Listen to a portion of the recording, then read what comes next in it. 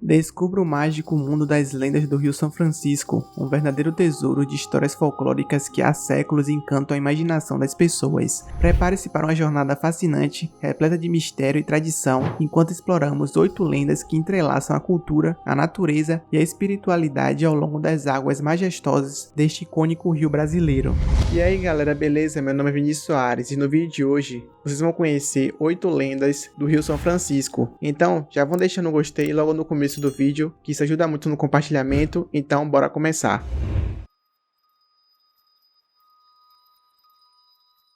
Reza a lenda que antes do Rio São Francisco ser formado, viviam tribos indígenas nos chapadões da bacia, e entre essas tribos existe uma doce índia chamada Iate, noiva de um forte guerreiro, mas certo dia o seu noivo precisou ir à guerra pelas terras do norte, juntamente com todos os outros índios. Os passos dos guerreiros, a caminho da guerra, afundaram a terra, criando um grande sulco. A índia Iate ficou com tanta saudade que chorou abundantemente pela falta do seu noivo. Suas lágrimas escorreram o chapadão, despencando do alto da serra e deu forma a uma linda cascata. As águas da cascata caíram sobre o sulco criado pelos passos, também do seu amado, escorrendo para o norte e até hoje deságua no oceano.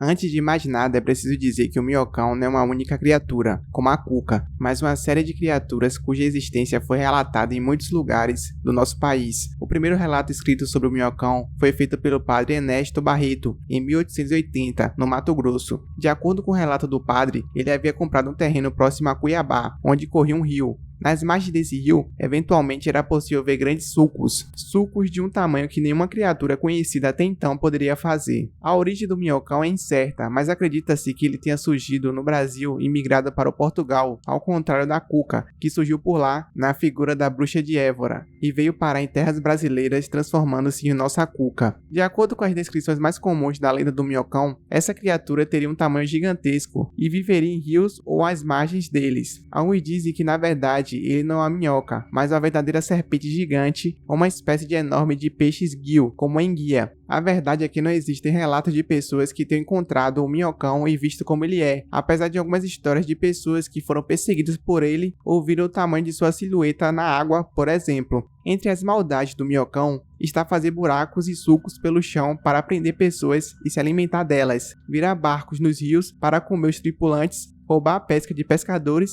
e, se confrontado, alimentar-se também dos seres humanos.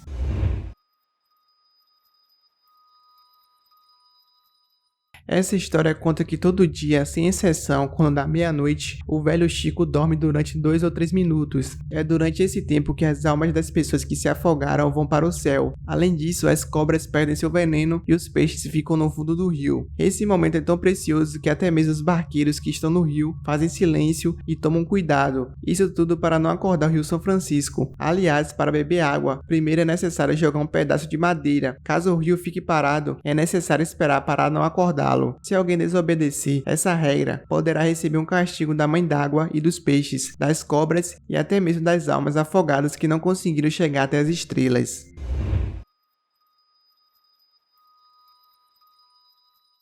A lenda da Yara, ou lenda da Mãe d'Água, como também é conhecida, faz parte de uma das narrativas mais populares do folclore brasileiro. Ela narra a história de uma sereia que sai dos rios todas as noites em busca de homens distraídos e os leva para as profundezas com a intenção de matá-los. É uma história típica da região norte do país, em especial da Amazônia, já que foi desenvolvida por povos indígenas. Para eles, a Mãe d'Água significa aquela que mora nas águas, uma sereia de beleza encantadora, cabelos longos e pretos e olhos castanhos. De acordo com a lenda, a Mãe d'Água é uma guardiã das águas e seu objetivo principal é proteger os ecossistemas aquáticos e as criaturas que neles habitam. Ela é frequentemente associada a elementos da natureza, como peixes, serpentes e aves aquáticas. A Mãe d'Água pode ser tanto benevolente quanto vingativa, dependendo de como as pessoas a tratam e como interagem com os rios.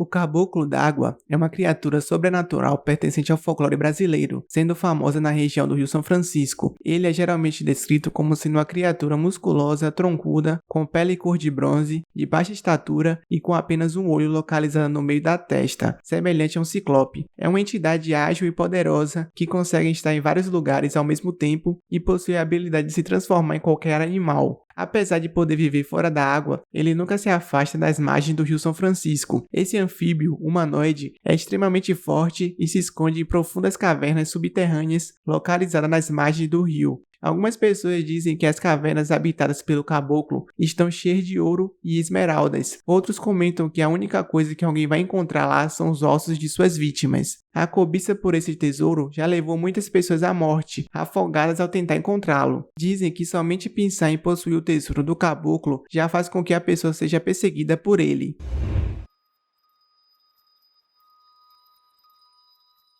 Nessa história conhecemos a Nália. A moça era uma cabocla que vivia com um rapaz bastante ciumento na ilha de Jegue, um vilarejo ribeirinho. Certa vez, em uma noite de lua cheia, o homem agrediu a Nália, deixando-a com o rosto desfigurado. Posteriormente, a moça foi até o quintal e começou a lavar seu rosto no Rio São Francisco. Mesmo sentindo muita dor e com bastante raiva e vontade de se vingar, a Nália acabou dormindo na beira do velho Chico. Ela estava tão próxima que as ondas da água chegavam a tocar no seu rosto. Em seguida, ela acordou recebendo o beijo de um grande surubim. Seus beijos estavam lentamente tirando todos os machucados que ainda ficaram no rosto da cabocla. Surpreendentemente, a Nália encontrou seu companheiro morto ao chegar em casa. Ele havia se engasgado com uma espinha de peixe de surubim. Conta-se que até os dias atuais, os ribeirinhos do Rio São Francisco tratam suas mulheres com muito carinho, e caso haja alguma discussão na casa, não é servido surubim. Além disso, também dizem que durante a lua cheia, o surubim beijador aparece na superfície do velho Chico para alegrar os casais.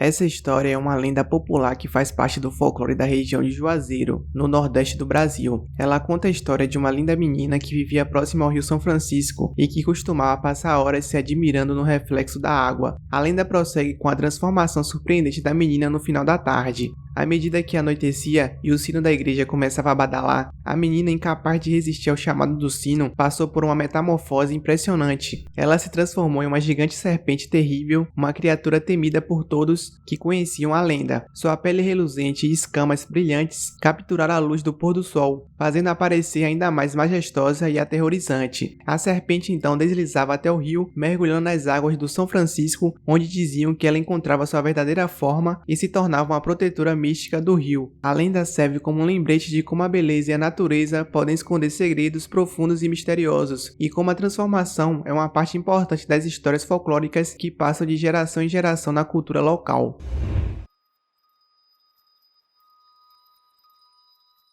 A lenda das carrancas é uma história fascinante e enigmática que faz parte do folclore brasileiro, particularmente associada ao Rio São Francisco e às embarcações que navegam por suas águas. As carrancas são esculturas de cabeças humanas ou animais esculpidas em madeira ou pedra, que eram fixas nas proas das embarcações que viajavam pelo rio. Elas tinham um propósito tanto funcional quanto cultural. A lenda das carrancas remonta aos tempos em que o Rio São Francisco era uma importante rota de comércio no Brasil colonial. Acredita-se que essas esculturas tinham a função de espantar os espíritos malignos e proteger as embarcações e seus tripulantes de acidentes e perigos que o rio poderia oferecer. As carrancas tinham expressões faciais ferozes, com olhos grandes, presas afiadas e expressões que transmitiam determinação e coragem. A lenda conta que, além de seu propósito prático, as carrancas também eram dotadas de poderes mágicos. Dizia-se que elas eram capazes de se comunicar com as águas do rio e controlar seus humores. Em tempos de tempestades ou perigos iminentes, as carrancas supostamente podiam acalmar as águas e guiar as embarcações com segurança. Além disso, a lenda das carrancas também envolve histórias de amor e tragédia. Diz-se que algumas carrancas eram esculpidas em homenagem a amores perdidos ou amores proibidos, e que elas abrigavam as almas dos amantes que nunca puderam ficar juntos em vida. Essas carrancas eram consideradas amuletos de proteção e devoção aos amores impossíveis. Hoje em dia, as carrancas são valorizadas como peças de arte folclórica e cultura popular. Elas são frequentemente esculpidas em madeira ou pedra e usadas como decoração em casas, bares, restaurantes e até mesmo em festivais e celebrações que homenageiam a cultura do Rio São Francisco. Elas também são objeto de estudo e apreciação pela sua importância histórica e cultural na região.